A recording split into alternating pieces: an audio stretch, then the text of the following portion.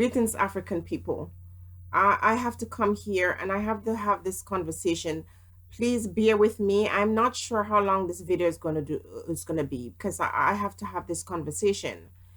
I'm appealing to the Black women because as a Black woman, I am always appealing to the Black woman. I always stand side by side with the Black woman in support, even when I criticize your actions. And I am very honest when I say that when I come on here and I talk about issues that concern me or concern my community, I might say rash things or harsh things, but everything that I say is not final.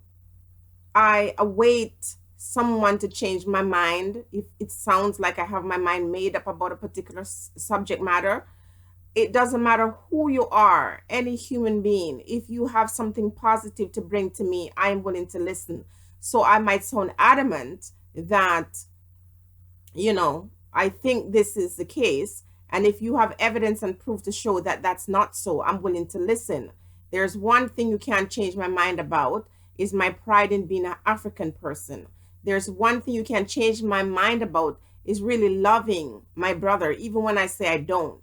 So if you are from another race and you hear me speaking and it sounds like I don't like my own, you got to check yourself with that, because really I come out all the time out of love from my own community.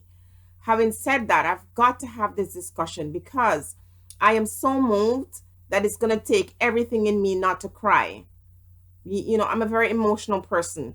I'll cry at the drop of a hat because I hate to see people hurt and wounded, and I hate to see oppression. I hate to see individuals suffering, without a cause. I mean, there's no reason to suffer really. But I've got to have this conversation today, and I'm hoping that I can appeal to the women to listen. So I know as Black women how hurt we are, how wounded we are in life in general. But I think we've got to take time, which is what I'm doing, to understand the things that happen. So even when someone hurts me and oppresses me, I still take time to find out why. Why would this person do this thing to me? And this is why I'm still having this conversation. I see how that topic, Black American men are the weakest link, I see the kind of venom that kind of provoked. And it enraged me. It angered other women. And I sometimes have blocked and deleted comments because, I don't want that negativity. I kind of put it out there out of rage, out of being really emotional to see a young girl being abused that way, and to see a man standing there with the same color as that girl and just seem to be supporting that. That's where I came from.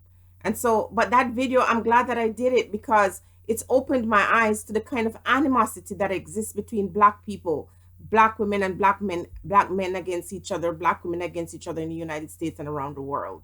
So I'm glad that I did it. I have no regret. But I'm very happy that this gentleman came along today.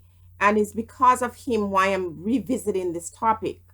The topic of division between Black people in the world, really, but this is particular in America, because that's what I was talking about.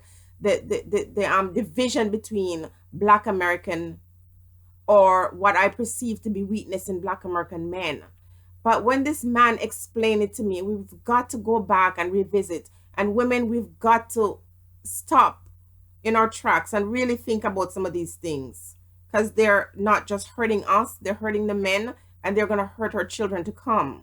So I'm not taking back what I said in that video, that I perceived Black men in America to be weak, but I am going to add to that, and which is going to help me, because there's no point in staying in that place to say this is what it is, I accept it and move on, because then we won't be able to cancel that divide. So I'm going to read a few things that the man said to me. He first sent me a message and a response to the video, and I had to respond to him because he wasn't disrespectful. He was name calling, and I am not able to look past the name calling. So I was very open to hearing what he had to say. And he said that feminism is responsible for the divide between Black men and women in the United States. And he gave examples of his personal situation, what he had gone through, his marriage, and so on and so forth. Um, but he left me confused because I said, how does feminism affect the way black men and women are hating each other now? And he sent this note, and I was so moved by it, and I have to accept it and agree because I see it. It's evident, some of the things that he's saying.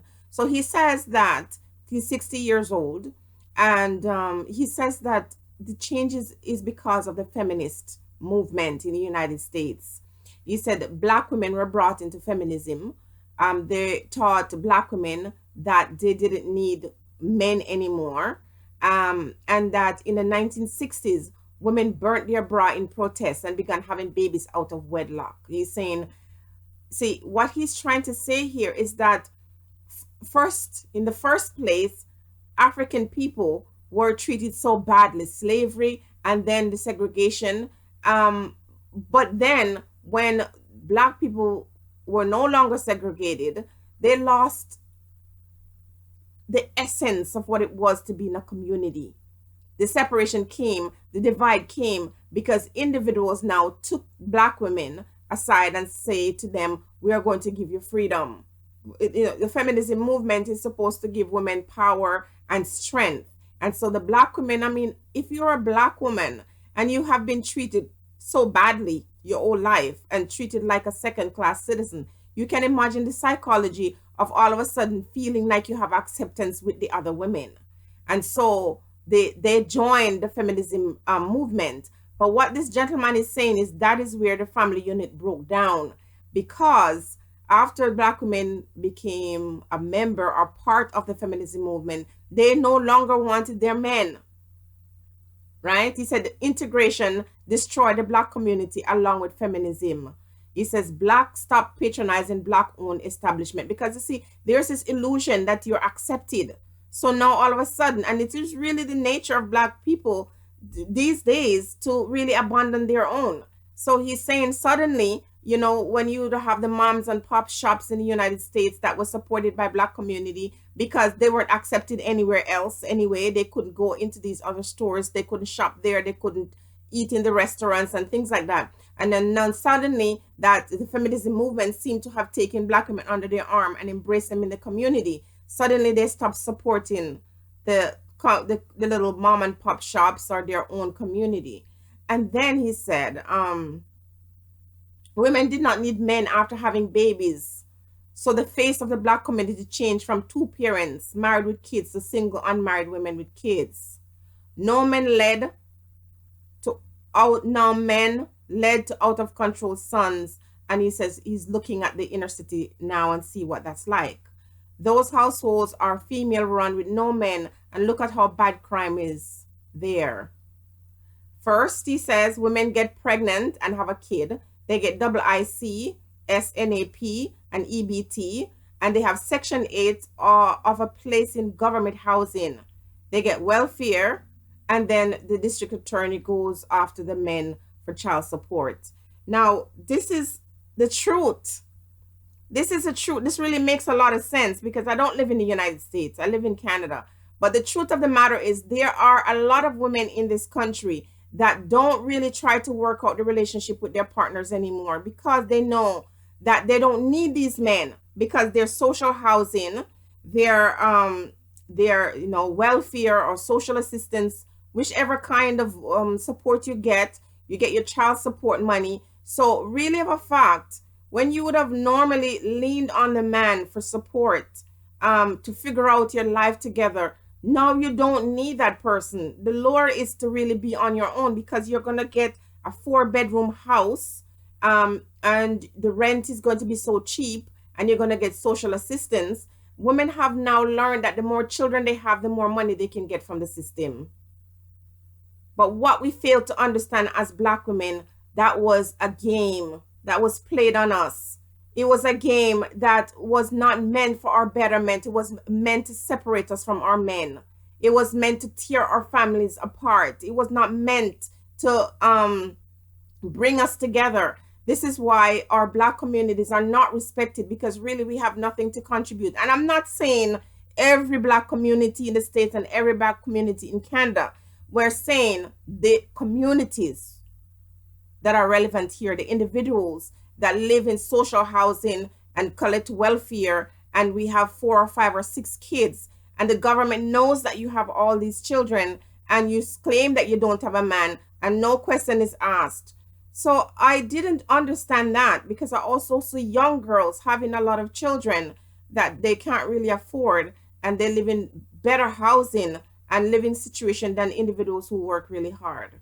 And I believe that when a child is born in this world, I don't like to hear people talk bad about those individuals who bring birth or give birth to those children.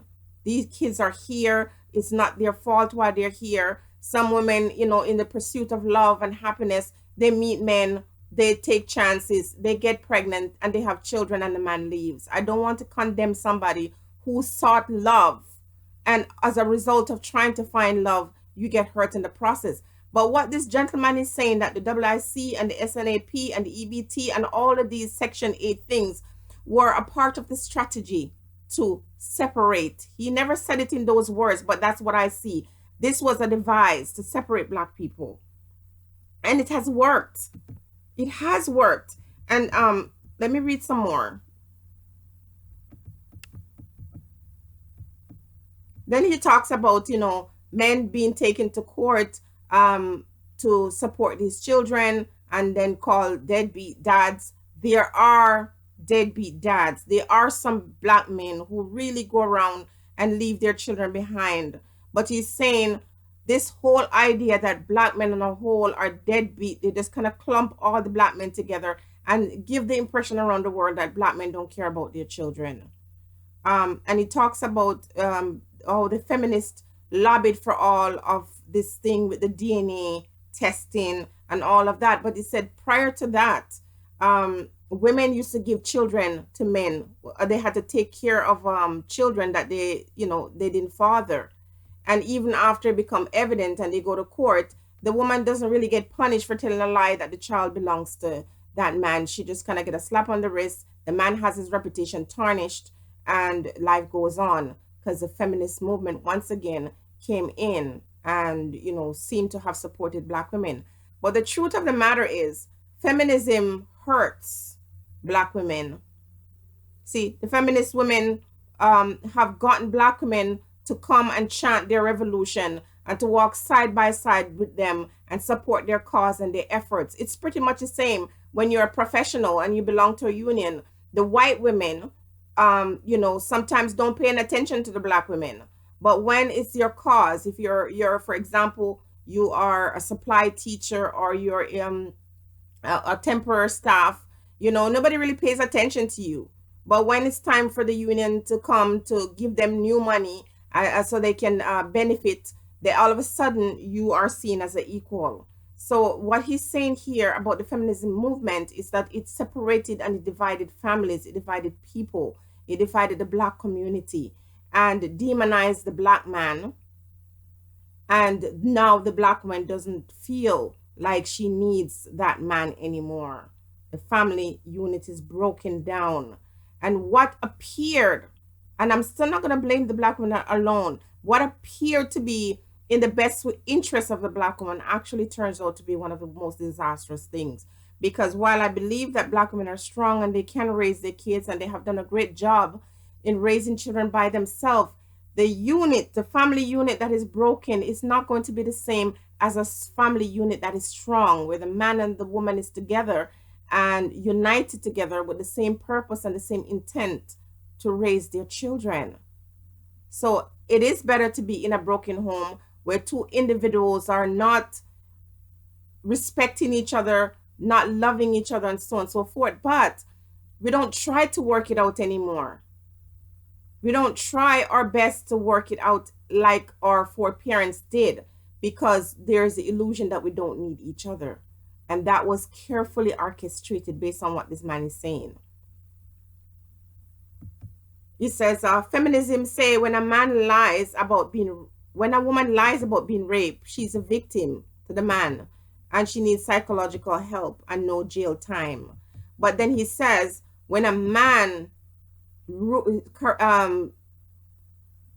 his reputation is ruined, nobody gives him counseling, Nobody comes out and do a public apology.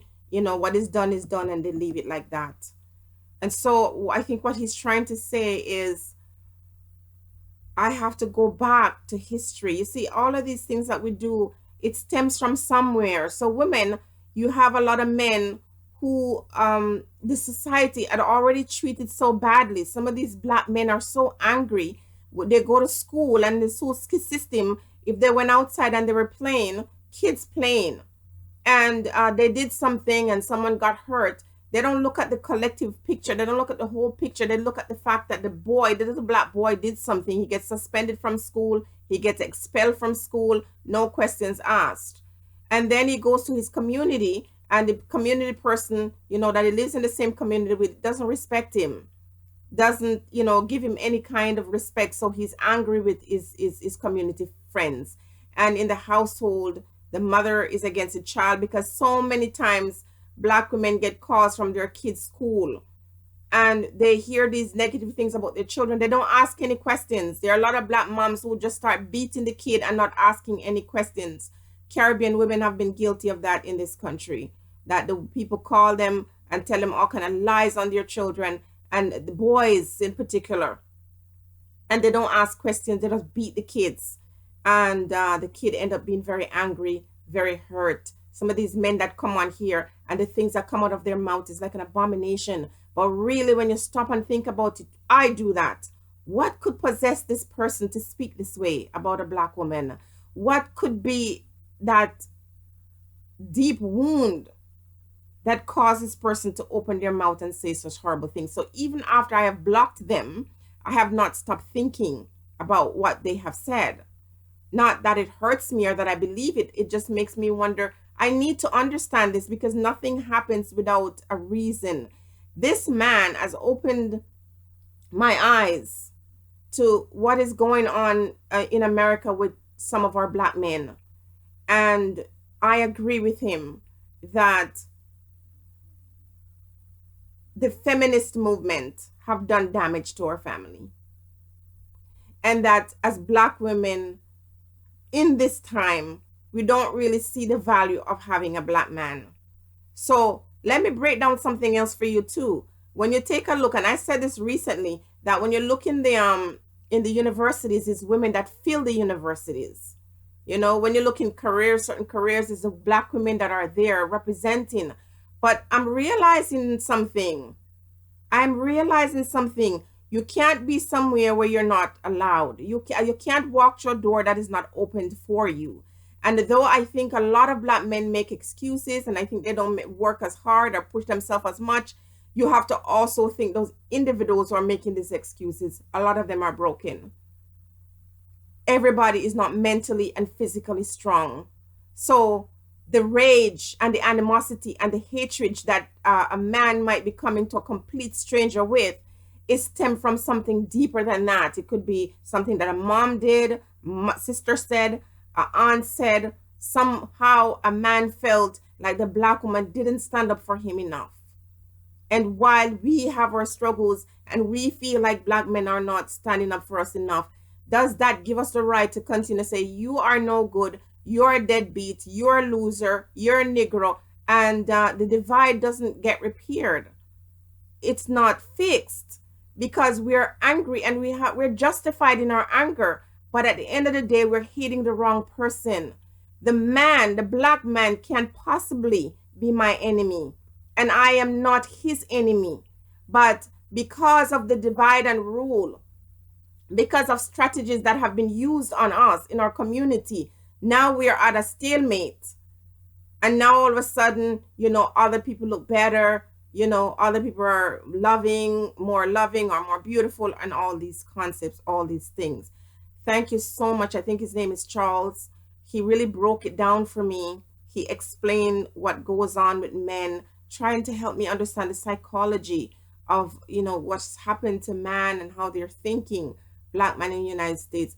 And I had to agree with him. He's telling the truth, because I know a lot of black women who have fought with their men unnecessarily. It's almost as if they wanted the man to give them a baby, to get them pregnant. And as soon as they get pregnant, they find an excuse to get rid of that man.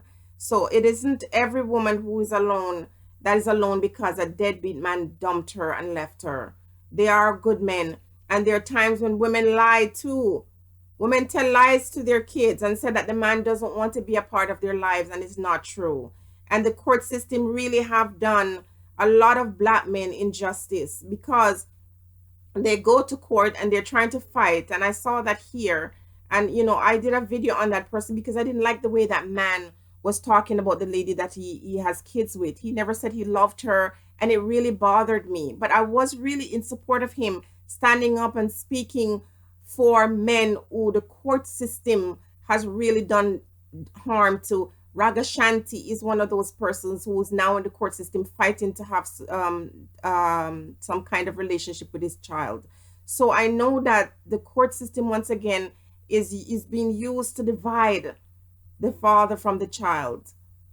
And while it seems like they're on our side, they're not on our side. The court system is not on our side. They're just using these methods and these strategies to divide us as a people. And all these social network things, people need them. Sometimes you fall on hard time and you need them. But if you find yourself with 4 or 5 kids, and you only had one when you went on, or you didn't have any kids, you just went on there as a pregnant person, and suddenly you have all these children without any support of any father, and you continuously get more money from the government, and you're getting social housing. You have shelters where you can just get up and leave your family. And listen, shelters are for women who are being abused. Absolutely. There is no doubt in my mind. And I'm very grateful for these shelters where women can go and find relief or can be sheltered from abusive men. But people abuse these systems. They abuse welfare, they abuse housing, they abuse like shelters because they know if we get involved with these things. So you have African men saying that, there are women in Africa when they go to Europe, as soon as they get there, they throw the man out of the house, and they don't need that man anymore because now they have safety nets. And there continues to be a destruction in our family unit. Charles, I think your name is. Thank you so much for sharing this. And I would reach out to black men and say, you're angry and but don't keep this anger and this rage in you, because when you come to attack somebody like myself, who actually means well for you, I'm angry and I say things that you might not like, but it's your opportunity to school me. Like this elderly man said, he's not an old man, he's just 60 years old, but he's a mature person who have lived, and he talked about what he saw in the United States. I don't live in the United States. And perhaps if I was there and I had the day-to-day tribulation and know that when you stand up for yourself as a man, you might just end up dying. Perhaps that man, that black man in the classroom, when he saw that girl being manhandled, he is thinking about his career, he's thinking about his own well-being. I don't know what is going on in his mind. All I saw is a man that stood there looking so weak, and it upset me. But there's so much more to than just that picture.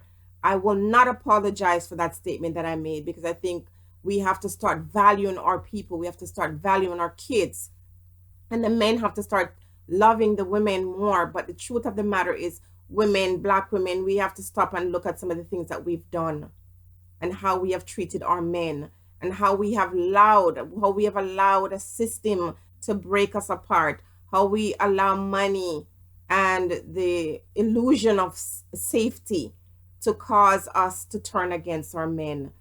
It has ruined our families, it has ruined our community. It isn't late.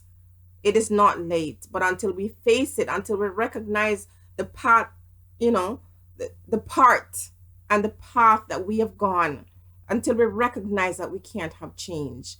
I feel so bad for saying that these black American men are the weakest link, because they do seem weak. But based on what this man has said, after you've been beaten and broken and pushed and treated badly, and women have turned their backs on you and helped to label you and have used the system against you, sometimes you become this wretched person. But there's a history. So I can't apologize for anybody. All I can do is say, okay, I have a better understanding of what goes on with Black Americans and Black American men. Be blessed, everybody. Think on these things.